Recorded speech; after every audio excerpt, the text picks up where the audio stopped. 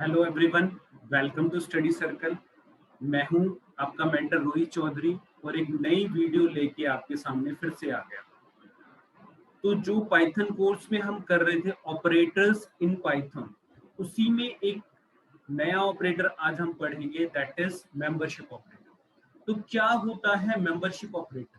Membership operator एक ऐसा operator है जो किसी पर्टिकुलर सीक्वेंस में किसी एक पर्टिकुलर वैल्यू की मेंबरशिप चेक कर रहा है, whether it is a member of that particular sequence और not.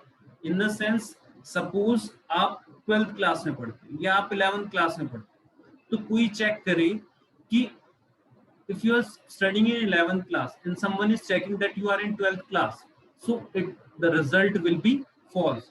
But if it will check you in the 11th class, then the result will be true.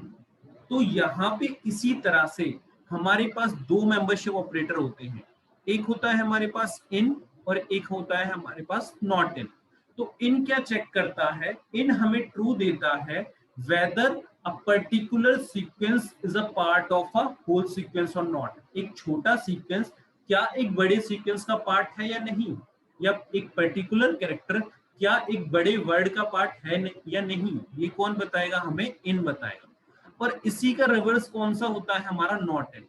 ये बताएगा कि वो उसका पार्ट नहीं है। ये तभी आपको ट्रू रिटर्न करेगा जब आपको पता चलेगा कि ये इसका पार्ट नहीं है। जैसे एग्जांपल के लिए मैं आपको बोलूं, ए इन रमन, क्या ए रमन के अंदर है?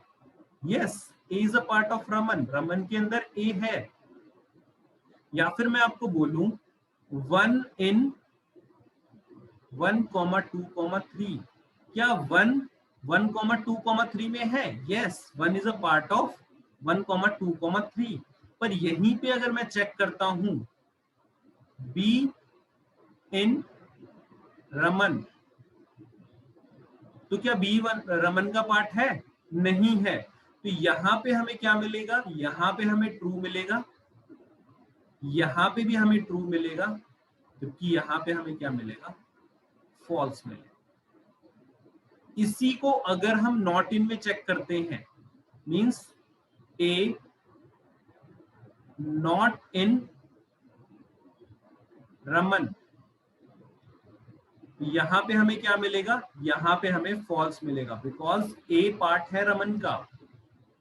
और अगर हम चेक करते हैं 1 इन 1 नॉट इन 1 नॉट इन 1,2,3, यहां पे हमें क्या रिटर्न होगा?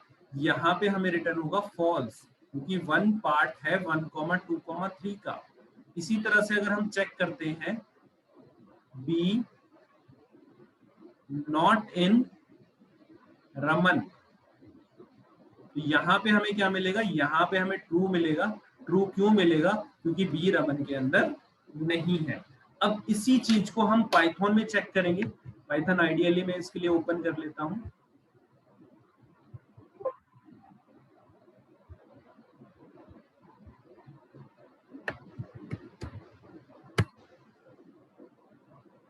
यहाँ पे मैं क्या चेक कर रहा हूँ? यहाँ पे मैं चेक कर रहा हूँ ए इन रमन,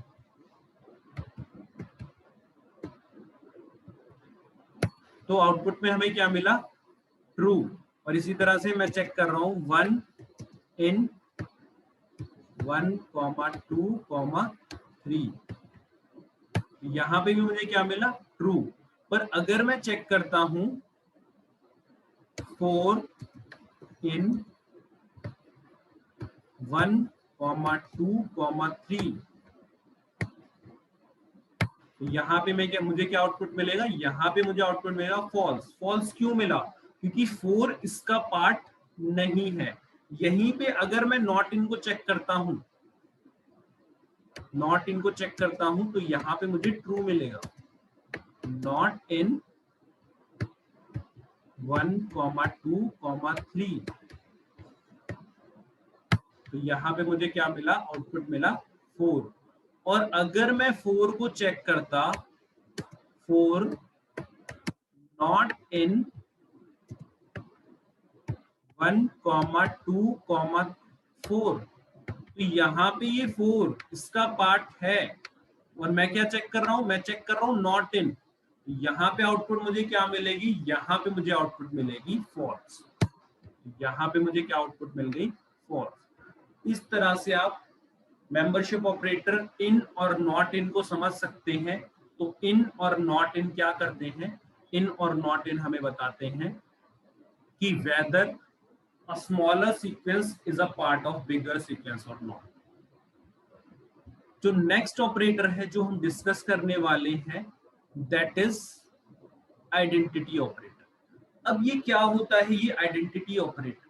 तो आइडेंटिटी ऑपरेटर हमारा एक ऐसा ऑपरेटर है जो हमें किसी वेरिएबल की आइडेंटिटी बताता है कि मतलब एक वेरिएबल और दूसरा वेरिएबल अगर दोनों की आइडेंटिटी सेम है, मींस दोनों एक ही मेमोरी लोकेशन पे स्टोर है, तो ये क्या रिटर्न करता है, हमें ट्रू रिटर्न करता है। अगर दोनों दो डिफरेंट मेमोरी लोकेशन पे स्टोर है तो ये हमें क्या रिटर्न करता है, ये हमें फॉल्स रिटर्न करता है।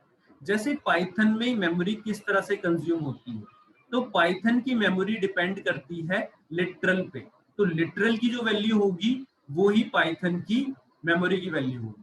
तो सपोज हमने एक वेरिएबल बनाया a और उसके अंदर हमने 12 स्टोर कराया। अब ये 12 क्या है, ये 12 हमारा एक लिटरल है। अब ये पाइथन में जाके कहीं पे एक मेमोरी स्पेस लेगा। पाइथन मतलब आपका जो रैम के अंदर जहां पे पाइथन चल रहा होगा वहां पे ये एक मेमोरी स्पेस कंज्यूम करेगा। अब इस मेमोरी स्पेस की कोई यूनिक आईडी होगी, इस मेमोरी स्पेस की कोई यूनिक आईडी होगी। वो यूनिक आईडी कुछ भी हो सकती है, जैसे सपोज मैं यहाँ पे लिख देता हूँ 5 6 7 9 4 3 2 1। ये इसकी क्या है, ये इसकी यूनिक आईडी है। आईडी मींस एड्रेस है। अब कोई भी वेरिएबल बन गया है, उसका एक एड्रेस होगा मेमोरी में जिसके थ्रू हम उसको लोकेट कर सकेंगे। तो वो एड्रेस क्या होगा, वो एड्रेस ये एड्रेस होगा जो कौन देगा, हमें आईडी ऑपरेटर देगा।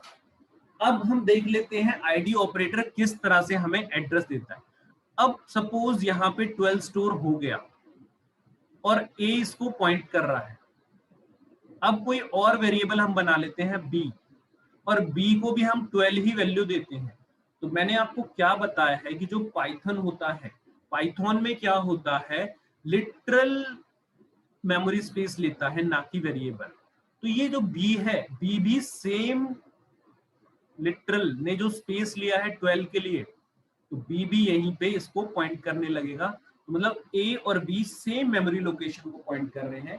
तो अगर मैं यहाँ पे चेक करता हूँ a इज b, तो ये क्या रिटर्न करेगा, ये मुझे ट्रू है।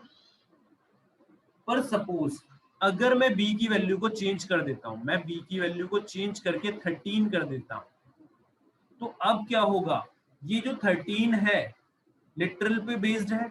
मेमोरी लोकेशन जो पाइथन के अंदर जो स्टोर होती है वो किस पे बेस्ड होती है, लिटरल पे बेस्ड होती है। अब इस लिटरल जो ये 13 है, इसकी जो मेमोरी एड्रेस होगा वो चेंज हो जाएगा। सपोज इसका मेमोरी एड्रेस हो गया 5 7 3 2 9 6 1। तो इसका मेमोरी एड्रेस क्या हो गया है, चेंज हो गया है। इसका आईडी एड्रेस चेंज हो गया है। तो अगर अब मैं चेक करता हूं a इज b, ये मुझे क्या रिटर्न करेगा, ये मुझे रिटर्न करेगा। उसी तरह से इज नॉट चेक करता है। इज नॉट क्या चेक करता है, जस्ट इसका रिवर्स चेक करता है। इज नॉट क्या करता है, इज नॉट आपका जस्ट इसका रिवर्स चेक करता है। रिवर्स इन द सेंस, अगर यहाँ पे वैल्यू ट्रू मिल रही है तो इज नॉट में हमें फॉल्स मिलेगी, और यहाँ पे फॉल्स मिल रही है तो इज नॉट में हमें क्या मिलेगी, ट्रू मिलेगी। इसको मैं पाइथन के एग्जांपल से आपको समझा देता हूं ताकि आपकी एक एक चीज क्लियर हो सके। तो यहाँ पे मैं क्या कर रहा हूं, यहाँ पे मैं इसको क्लोज कर देता हूं और मैं पाइथन का आइडियली ओपन कर लेता हूं। तो यहाँ पे मुझे आईडी चेक करनी है। तो मैंने एक वेरिएबल बनाया a और a को वैल्यू दी मैंने 12। अब मैं अगर चेक करता हूं आईडी ऑफ a की मैं आईडी चेक कर रहा हूं, तो तो ए की आईडी मुझे कुछ मिल जाएगी। तो ये मुझे क्या मिल गया, एक नंबर मिल गया। ये क्या है, एड्रेस है, इस 12 को लोकेट करने। अब मैं क्या करता हूं, एक और वेरिएबल बनाता हूं बी, और बी के अंदर भी 12 डाल देता हूं। अगर मैं इसकी आईडी चेक करता हूं तो मुझे बी की आईडी भी सेम मिलेगी, क्योंकि पाइथन इसी कंसेप्ट पे काम करता है। तो यहाँ पे देखो ए की आईडी और बी की आईडी दोनों सेम है, पर बी में अगर मैं कोई और वैल्यू इंसर्ट कर देता हूं, जैसे मैं बी की वैल्यू 12 से चेंज करके 13 कर देता हूं, और अब मैं इसकी आईडी वैल्यू चेक करता हूं, तो इसकी आईडी वैल्यू मुझे डिफरेंट मिलेगी। तो यहाँ पे देखो ये आईडी और ये आईडी क्या है, डिफरेंट है। तो आप, आई होप आपको समझ में आया होगा कि आईडी ऑपरेटर कैसे काम करता है। अब हम जाते, सॉरी, आईडी फंक्शन कैसे काम करता है। अब हम जाते हैं आईडी ऑपरेटर, आइडेंटिटी ऑपरेटर पे। तो अगर मैं यहाँ पे चेक करता हूं ए इज बी, क्या ए और बी की सेम आईडी है? नहीं। ए की आईडी क्या है, ए की आईडी ये है, और बी की आईडी हमने चेंज कर दी, ये हो गई है। तो यहाँ पे क्या रिटर्न हो जाएगा मुझे, यहाँ पे रिटर्न हो जाएगा मुझे फॉल्स। अगर मैं इसको चेंज करके मैं बी को फिर से 12 बना देता हूं, और अब मैं चेक करता हूं ए इज बी, तो यहाँ पे मुझे क्या रिटर्न होना चाहिए, यहाँ पे मुझे ट्रू रिटर्न होना चाहिए। चेक करो यहाँ पे मुझे क्या मिला, यहाँ पे मुझे ट्रू मिला। अब अगर मैं क्या करता हूं, इज नॉट से चेक करता हूं, तो ए इज नॉट बी, तो यहाँ पे मुझे क्या रिटर्न होना चाहिए, यहाँ पे मुझे रिटर्न होना चाहिए फॉल्स। क्यों फॉल्स रिटर्न होना चाहिए, क्योंकि ए और बी की सेम आईडी है, ए और बी की सेम आईडी है। तो यहाँ पे मुझे क्या रिटर्न होना चाहिए, यहाँ पे मुझे फॉल्स रिटर्न होना चाहिए। तो मैं इसको चेक करता हूं, तो यहाँ पे मुझे फॉल्स रिटर्न होना है। आई होप आपको समझ में आया होगा कि आइडेंटिटी ऑपरेटर है वो किस तरह से काम करता है। मेंबरशिप ऑपरेटर भी आपको समझ में आया होगा, मेंबरशिप ऑपरेटर किस तरह से काम करता है। तो आज की इस वीडियो में हम सिर्फ इन्हीं 2 ऑपरेटर्स के बारे में पढ़ने वाले थे। मैं चाहता हूं आप मेरे चैनल को सब्सक्राइब करो, मेरी वीडियोस को ज्यादा से ज्यादा शेयर करो, ताकि और बच्चे भी इसका फायदा उठा सकें। So like my video, subscribe to my channel. Thank you.